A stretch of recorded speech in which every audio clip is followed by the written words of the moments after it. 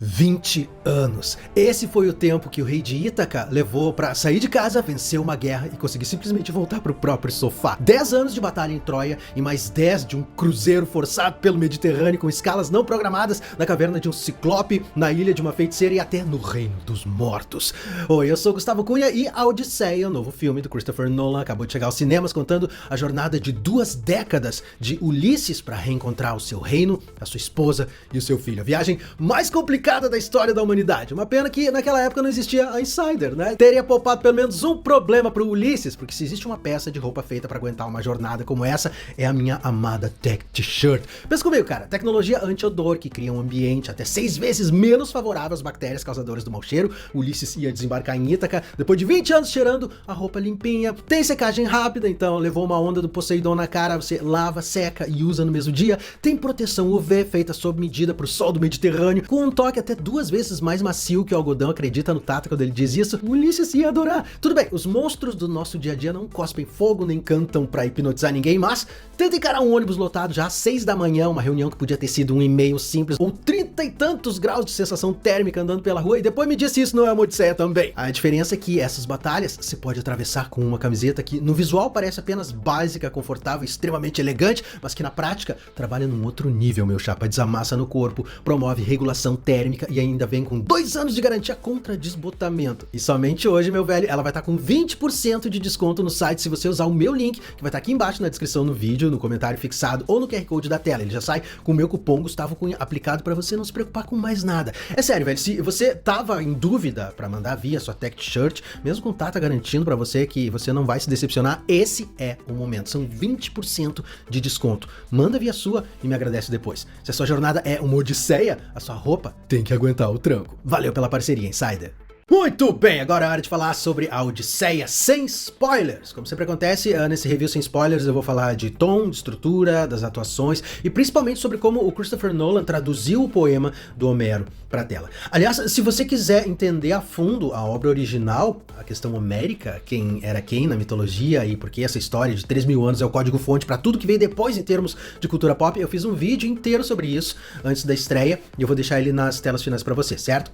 Começando com o essencial, sem spoiler nenhum, até porque a premissa tem 30 séculos de idade, né? Odisseu, interpretado pelo Matt Damon, é o rei de Ítaca, que passou 10 anos lutando na guerra de Troia e agora precisa fazer o caminho de volta. Uma viagem que deveria durar semanas, mas se transforma numa década inteira de provações, porque ele arrumou briga com os deuses errados. Enquanto isso, cara, do outro lado do mapa, a esposa dele, a Penélope, vivida pela Anne Hathaway, e o filho, Telêmaco, o papel do Tom Holland, tentam segurar o reino contra uma horda de pretendentes que já dão o rei como morto e disputam o trono na maior cara de pau, como se fossem urubus sobre a carniça. Então a gente tem 3 linhas narrativas e um único destino. É a receita que fascina a humanidade desde antes de existir a palavra cinema. Bom, agora preciso ser honesto com você, certo? Eu entrei nessa sessão com uma pontinha de medo, não por causa do Christopher Nolan, mas por causa de todo o barulho que foi feito em torno desse filme. Nos primeiros 20 minutos de projeção, eu confesso que eu cheguei a pensar, será que esse pessoal realmente tinha razão? Calma que eu vou explicar, certo? A maior polêmica pré-estreia até nem chega a afetar a maioria dos brasileiros, como eu e você, e eu tô falando da decisão de colocar o inglês moderno e coloquial nos diálogos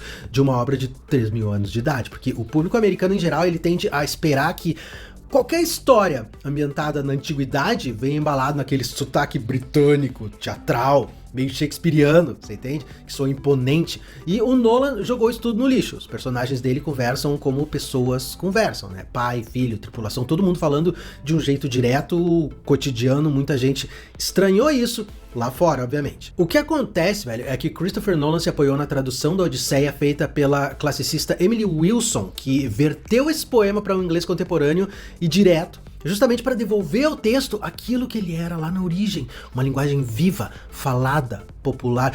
Não me entenda mal, certo? Eu não tô dizendo aqui de forma alguma que a versão original com a tradução clássica ficou obsoleta de repente, não é nada disso. Porém, a Odisseia nasceu cantada em banquetes para plateias comuns, então quando o filme recusa o teatro e abraça essa fala mais natural, ele não tá traindo Homero, você entende? Ele tá ironicamente sendo fiel à obra do autor.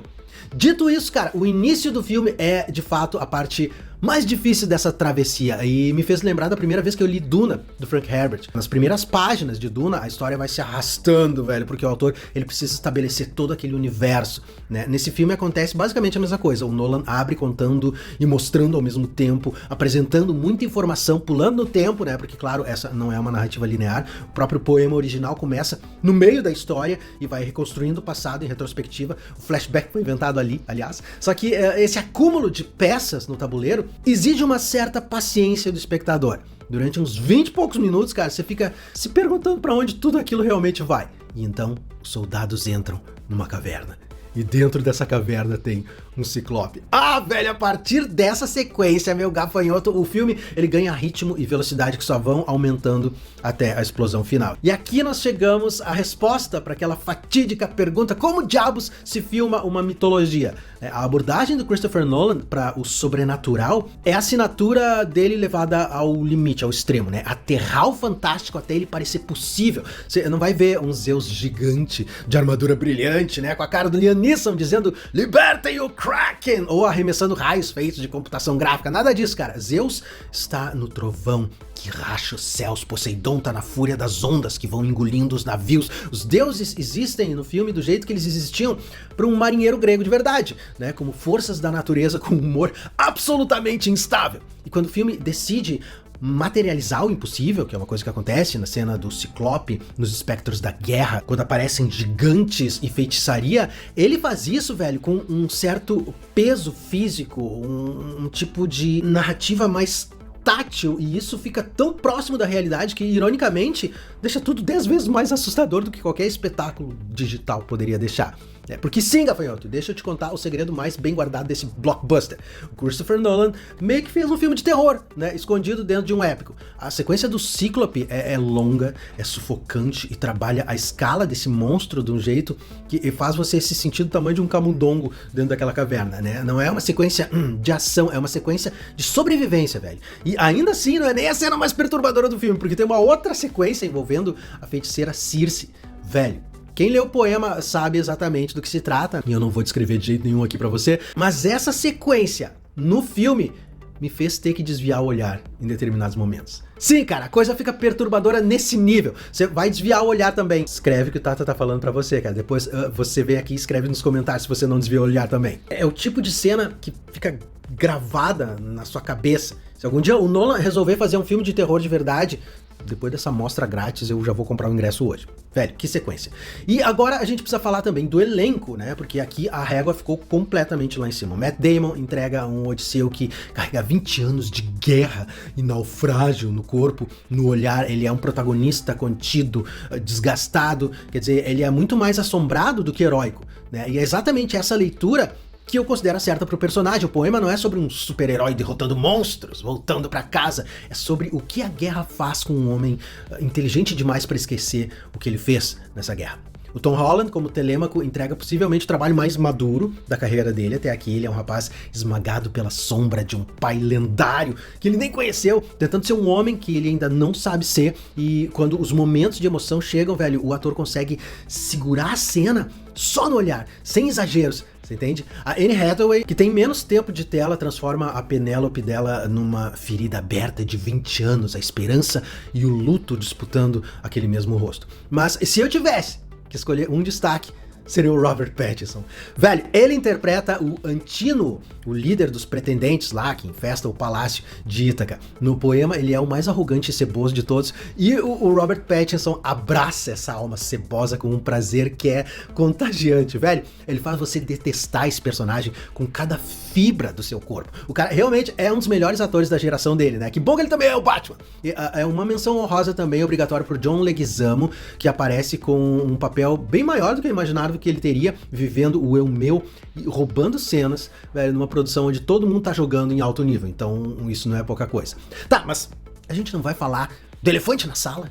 As escolhas de elenco que geraram gritaria e ódio? Ah, que bom que você perguntou, cara, porque Elliot Page não interpreta o Aquiles. Aliás, se você viu o meu vídeo anterior, né, você sabe que o Aquiles nem poderia estar vivo nessa cronologia, porque ele não está vivo no tempo da Odisseia. Ao invés disso, o ator vive um jovem soldado com pouquíssimo tempo de tela, velho. Ele deve aparecer por, sei lá, 3 minutos. E a fragilidade física desse personagem é a função dramática dele e funciona dentro do arco do protagonista. Se não fosse o Elliot Page nesse papel, teria que ser alguém com a constituição física dele, um ator de porte mais frágil, menor, alguém que você definitivamente ia hesitar em levar para uma guerra de 10 anos, alguém que dificilmente resistiria até mesmo à viagem para chegar em Troia. Você entende?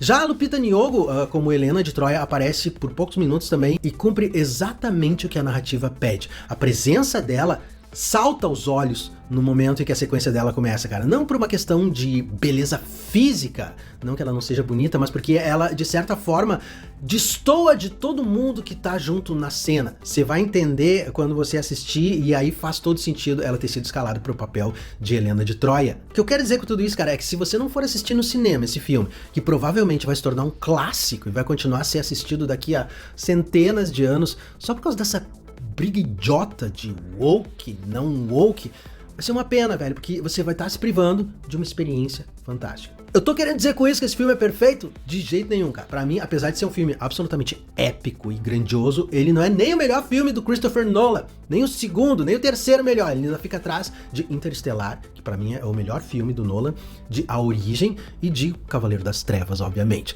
Essa classificação pra maiores de idade me pareceu mal aproveitada, né, tirando um punhado de cenas que justificam esse selo, como aquela cena da Circe. A maior parte do filme ia viver confortavelmente numa faixa mais leve. Quer dizer, se é pra ir pra uma classificação adulta, então abraça isso por inteiro, né, velho? Faz um filme totalmente perturbador. Além disso, umas questões mais pontuais, né? Um dos monstros marinhos do poema também aparece de uma maneira bastante mal planejada, diga-se de passagem, né? A ponto de não impressionar como deveria. Você entende?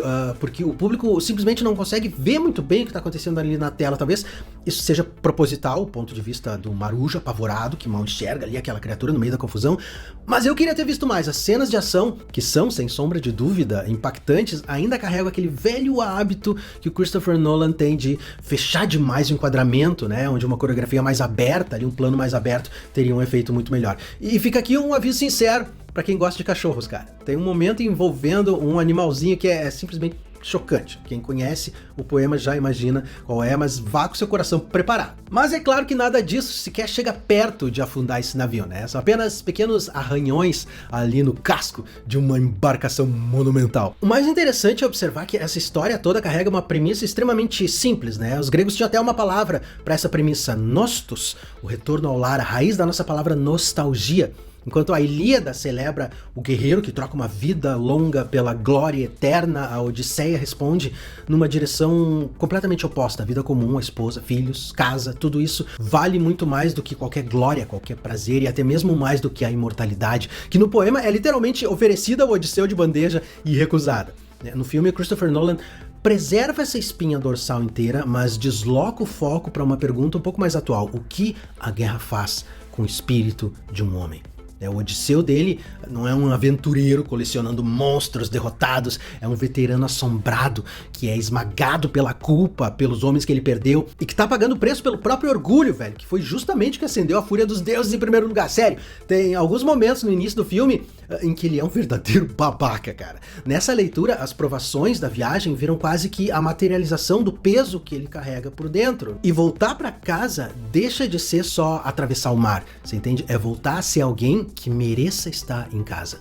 No fim do filme, quando o diretor começa a amarrar todas aquelas pontinhas que ele deixou soltas no início, e você finalmente entende porque essa viagem de volta demorou tanto tempo e do que o filme tá realmente tratando, essa percepção, essa última peça se encaixando, faz com que toda a história faça sentido. Em retrospecto. Você entende porque isso se tornou a base da narrativa moderna? O protagonista inicia a jornada sendo uma pessoa e termina ela sendo alguém completamente diferente, transformado por essa jornada. No fim das contas, a Odisseia do Christopher Nolan é uma adaptação que consegue o que parecia impossível para uma obra de 3.000 anos de idade, né? Ser acessível para quem nunca leu um verso sequer do Homero e, ao mesmo tempo, profundamente fiel ao espírito do poema. A estrutura em episódios, ao fantástico tratado como se fosse real, mundano, a história de um homem quebrado tentando simplesmente voltar pra casa. Não esquece de deixar aquele like bacanermo, se inscrever aqui no canal pra encher o coração do Tata de alegria e contentamento, e eu vejo você muito em breve, meu cara. Até lá, fica com Deus,